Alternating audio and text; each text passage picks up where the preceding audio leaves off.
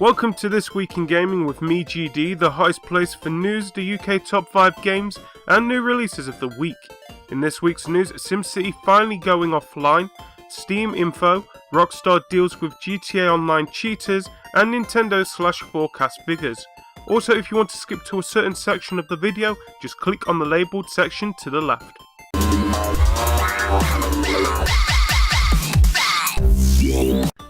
First in this week's news, SimCity will soon be playable in offline mode, developer EA Maxis announced this week, 10 months after saying it couldn't be done without a significant amount of engineering work. The studio will add offline mode for all players with Update 10, a free upcoming patch. Once the single player mode is added to the game, all previously downloaded content will be accessible without an internet connection, and SimCity will store single player save games locally instead of in the cloud. Maxis is in the late phases of development of an offline mode, and the studio plans to run extensive testing on it before launching it, said Patrick Birchner, general manager of Maxis Emeryville, in a post on the game's blog. Our priority is to make sure that it's as polished as possible before we release it, he added. Maxis will initially open up offline mode to a handful of hardcore SimCity players that the studio refers to as dev testers, and will soon put up another blog post with further details on the mode. In an interview with Polygon days after SimCity's release in March 2013, Maxis then general manager Lucy Bradshaw said it wouldn't be impossible to build an offline mode into the game, but it would require a significant amount of engineering work by our team. Last October, Birchner said Maxis was exploring the possibility of adding an offline mode to SimCity, but made no promises. At the time, Bradshaw described the online requirement as fundamental to the vision we had for this SimCity.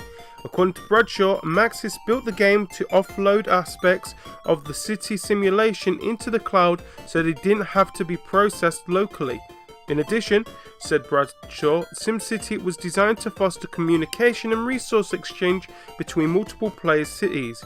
Maxis wanted to explore the dynamics between cities as they exist within regions, she told Polygon. Many players never got to experience that multiplayer gameplay as Maxis intended. SimCity suffered a disastrous launch last March, with the game crippled for weeks by server issues that persist even as Maxis disabled game functionality.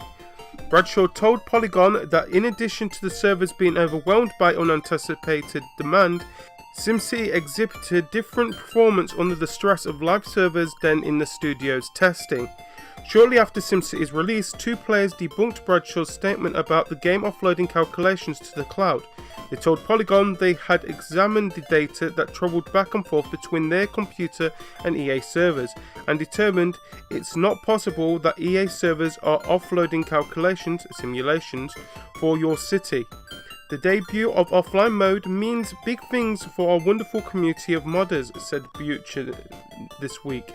They can now make modifications to the game and its components without compromising the integrity of the online game. Modding is a big part of our studio's legacy, and we're excited to see what you guys create. Maxis outlined modding guidelines for SimCity, including prohibitions on modifying multiplayer content and selling mods. From me and everyone at the studio, thank you again for staying with us. We look forward to getting offline for SimCity in your hands as soon as possible, said Bruchner. Next in the news, this week was Valve's Steam Dev Days, a true developer conference, which means press is not invited and, as I understand it, the event is invite only, making it tough for journalists to sneak in. Because of this, unlike events like the Games Developer Conference or Apple's Worldwide Developers Conference, Valve doesn't issue a bunch of press releases during the conference. But this year, some info trickled out, mostly thanks to Twitter. Probably the biggest news that was heard was that Valve has decided to change the Steam controller. Instead of putting a touchscreen in the middle of it, they're going to put a couple of sets of buttons to better emulate existing game controllers when the need presents itself. Twitter user The In Equation shared an image of one possible design seen here. Alienware took the opportunity to announce a shipping time frame for their version of the Steam Machine. September. It's a tiny little thing, just 3 inches tall and 8 inches wide, according to The Verge, who also shared this juicy quote from a prior event. This machine is the one that we think is actually going to serve the most customers and make the most Steam users happy, Valve designer Craig Kuma told us late last year. The other dozen or so manufacturers who are working on Steam machines must be happy to hear that Valve is singling out Alienware like that, eh? Gigabyte is also doing okay. Valve handed out 1,200 Gigabyte Steam machines to Steam Dev Days attendees. They received a prototype Steam controller as well. That's got to result in positive word of mouth for Gigabyte, assuming their machines are well built. Valve reiterated its intentions to offer music and video services through SteamOS as well. It said this back when it announced a new operating system too.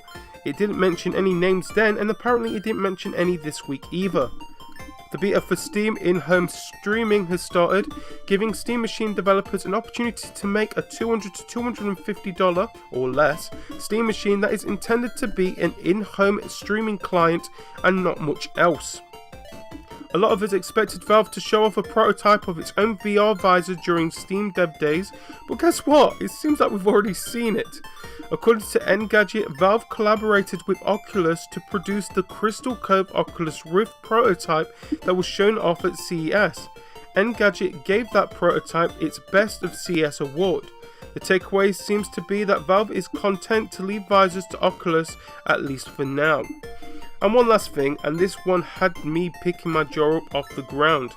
The Verge reports that Gabe Newell told Steam Dev Days attendees that the folks who created virtual items for Team Fortress 2 and Dota 2 make, on average, $15,000 a year. The catch is that there are only 661 people making this stuff. Expect that number to jump now that the profit cat is out of the bag. Also in the news, the Los Santos Police Department may be a joke, but real keepers of the Grand Theft Auto Online realm are in process of cleaning up the city. If you're a hacker or a cheater, that may mean you. Earlier this week, publisher Rockstar took down the online game for a 24-hour maintenance period. In an update, the Rockstar support page detailed some of the maintenance being performed. One big problem has been the game-breaking amounts of in-game cash that have been given out by cheaters, and Rockstar is planning to punish those responsible. As part of today's maintenance period, it reads, "We are removing the counterfeit GTA dollars from the game's economy. Anyone that innocently received GTA dollars as a result of these exploits, but did not engage in cheating to acquire it, will not face any further action. The funds will be just removed, and you'll be able to keep any items you currently own. Those who actively engaged in cheating and exploiting the game in this manner will, however, be subject to in-game penalties at your discretion. This may include being placed in isolated cheater pools or banned from GTA Online altogether." So the hammer has officially fallen and the fuzz has come to town. Jump on your tractors and lawnmowers and head for the hills, dumping your stacks of cash in the bushes like a bad episode of Cops. Finally, in this week's news, Nintendo has cut dramatically the number of Wii U and 3DS consoles it expects to sell by the end of the financial year. Wii U estimated sales are down from 9 million to 2.8 million, while 3DS is down from 18 million to 13.5 million. The company now expects another full year loss. Net income for the year had been pegged at a profit of 55 billion yen, or £322 million, but is now expected to be at a net loss of 25 billion yen, or £146 million. The launch of the Wii U hardware bundles and key games such as Super Mario 3D World helped the struggling platform a little, but the console still fell short of Nintendo's recovery plans by a large margin. In particular, sales in the US and European markets in which we entered the year-end sales season with a hardware markdown were significantly lower than our original forecasts, with both the hardware and software sales experiencing a huge gap from their targets, Nintendo President Satoru Iwata explained today. In addition, we did not assume at the beginning of the fiscal year that we would perform a markdown for the Wii U hardware in the US and European markets. This was also one of the reasons for lower sales and profit estimates. It's somewhat surprising to see how much the 3DS also underperformed. Despite being 2013's top-selling hardware platform in the US and over here in the UK, it still did not meet Nintendo's lofty overseas targets. Nintendo 3DS did not reach our sales targets in the overseas market, and we were ultimately unable to achieve our goal of providing a massive sale boost to Nintendo 3DS in the year-end sales season, Iwata said. Using the US market as an example, Nintendo 3DS became the top-selling platform in the last calendar year. However, the estimated annual sales of the Nintendo 3DS hardware remained significantly lower than our initial forecast at the beginning of the fiscal year. Despite the losses, there has so far been no indication that company president Satoru Iwata's job is in danger. More details of the company financial situation will be published at the end of the month, Nintendo concluded. Also, an update, Nintendo President Satoru Iwata has apologized to shareholders for the company's business performance but pledged to stay in office, Nikkei reports, as translated by NeoGAF. Iwata admitted responsibility for today's poor financial results, but said that the first order of business was restoring momentum as soon as possible and that he will stay as president to see this through.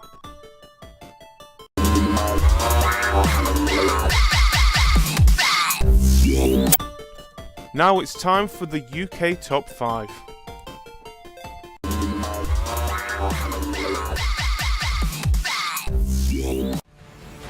Okay, people, let's go to work.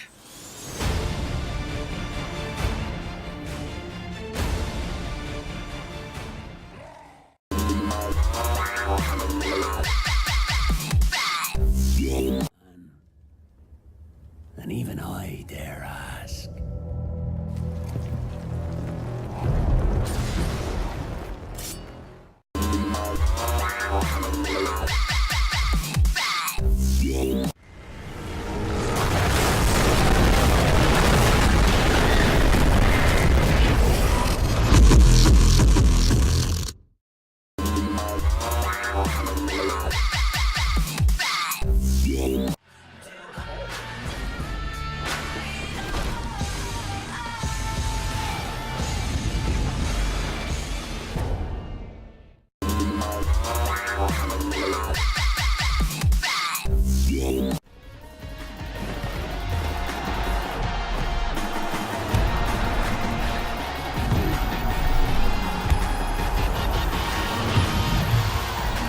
Spazio verticale, Balotelli,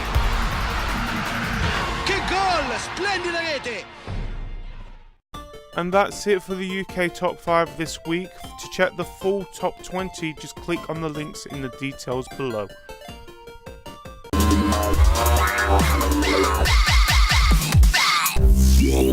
Now it's time for the new release of the week, that is Dragon Ball Z Battle of Z on the 360, PS3 and PS Vita out 24th of January.